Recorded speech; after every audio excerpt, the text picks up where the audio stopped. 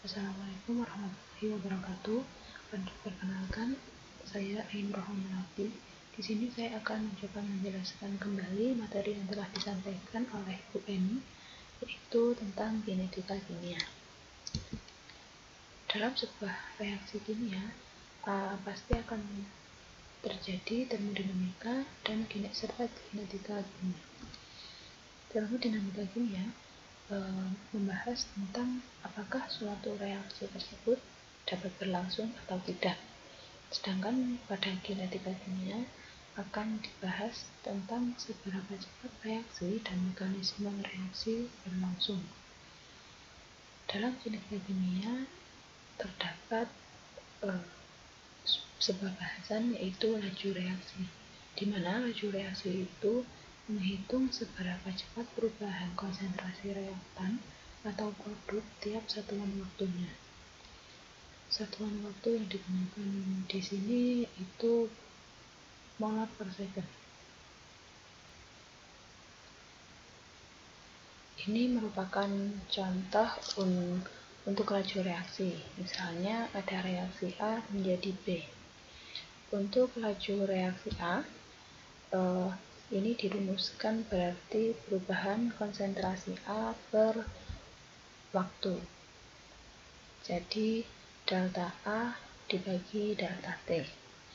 Sedangkan untuk laju pembentukan B berarti perubahan konsentrasi B per waktu.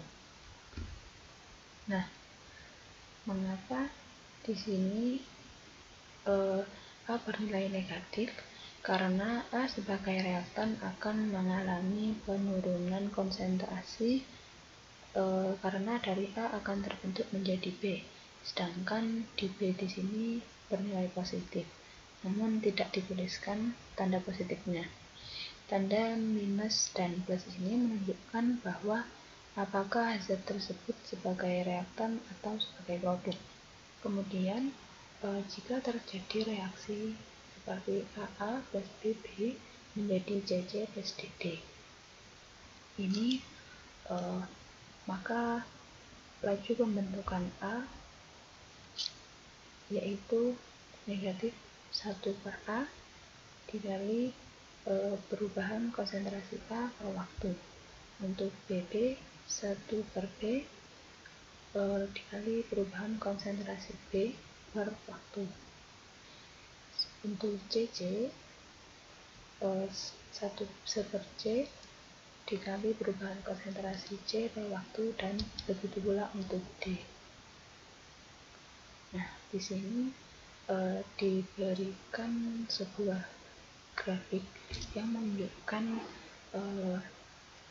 hubungan antara konsentrasi dan waktu. Untuk grafik yang ke bawah ini merupakan grafik untuk reaktan, di mana semakin berjalannya waktu maka konsentrasi reaktan akan menurun karena reaktan akan membentuk sebuah produk yaitu B. Maka di sini pembentukan B grafiknya akan naik karena semakin bertambahnya waktu produk akan semakin bertambah. Kemudian kecepatan laju reaksi dapat dipengaruhi oleh beberapa faktor. Yang pertama, luas kontak. Semakin luas permukaan partikelnya, maka frekuensi tumbukan antar partikel semakin tinggi sehingga reaksi berjalan semakin cepat. Yang kedua, konsentrasi. Di mana semakin tinggi konsentrasinya, maka tumbukan yang terjadi dalam tiap satuan semakin banyak. Kemudian yang ketiga yaitu suhu, di mana reaksi kimia pada umumnya lebih cepat berlangsung pada suhu yang tinggi. Yang keempat, adanya katalis. Katalis di sini dapat membantu dalam mempercepat laju reaksi.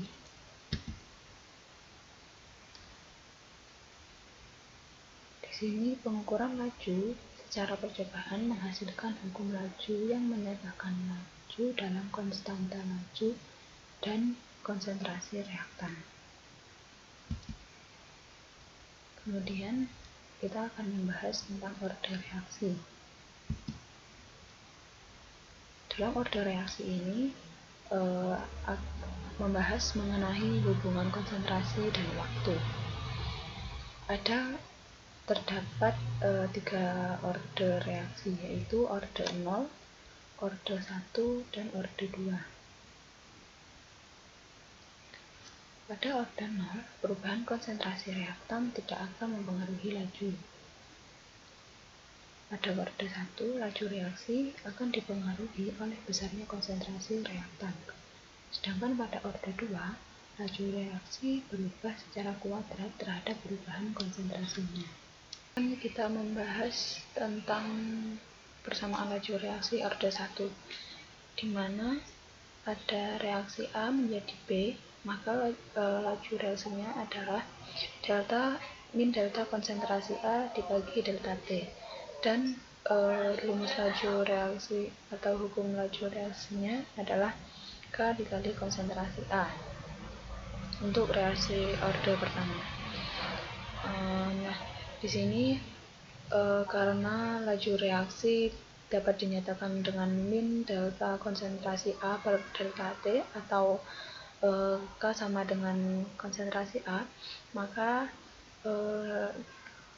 di sini kita buat disama dengankan, yaitu K dikali konsentrasi A sama dengan min delta konsentrasi A per delta T. Kemudian kita tata ulang dengan cara memindahkan konsentrasi A di bawah delta konsentrasi A, sehingga diperoleh K dikali delta T sama dengan min delta konsentrasi A per delta konsentrasi A.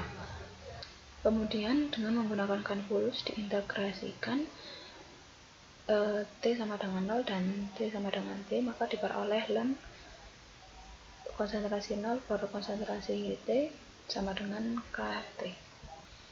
Kemudian ini ringkasan untuk orde kedua dan orde 0.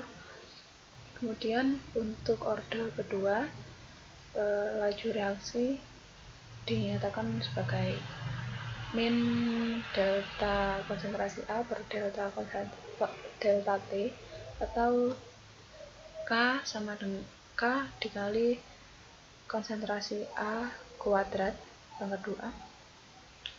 Maka setelah dilakukan integral dan diferensial, akhirnya diperolehlah 1 per maka diperolehlah KT sama dengan 1 per konsentrasi T dikurangi 1 per konsentrasi 0. Dan untuk orde 0, maka itu diperoleh konsentrasi AT sama dengan konsentrasi 0 sama dengan min KT. Nah, di sini saya akan menjelaskan mengenai dari mana kita dapat ln konsentrasi A dikurang ln konsentrasi A0 dikurang sama dengan min KT. Jadi di awal tadi hukum laju reaksi itu laju reaksi sama dengan min delta konsentrasi A per dt sama dengan K dikali konsentrasi A. Nah, kemudian ditata ulang dan didiferensialkan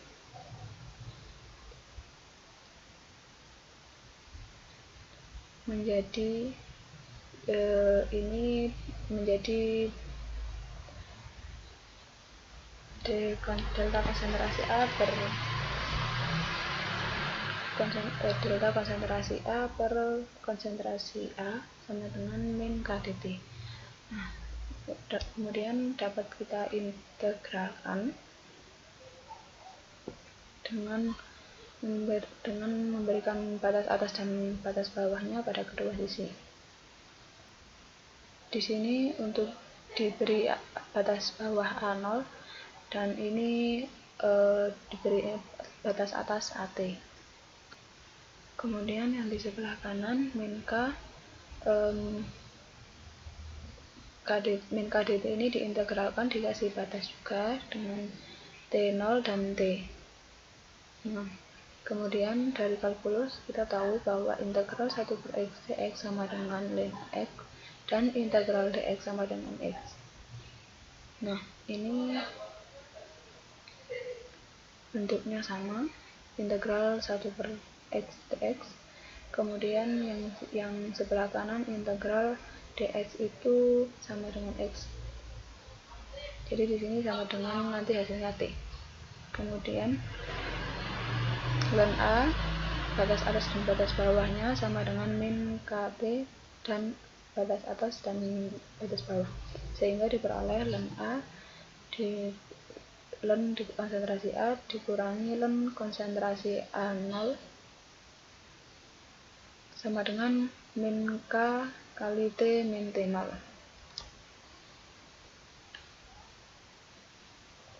Nah, karena T-nya itu sama dengan T0-nya itu sama dengan 0, maka nanti itu dituliskan hanya min K kali T saja. Nah, di sini kita bisa dapatkan untuk ditata ulang diperoleh ln konsentrasi A sama dengan min KT plus ln konsentrasi A0.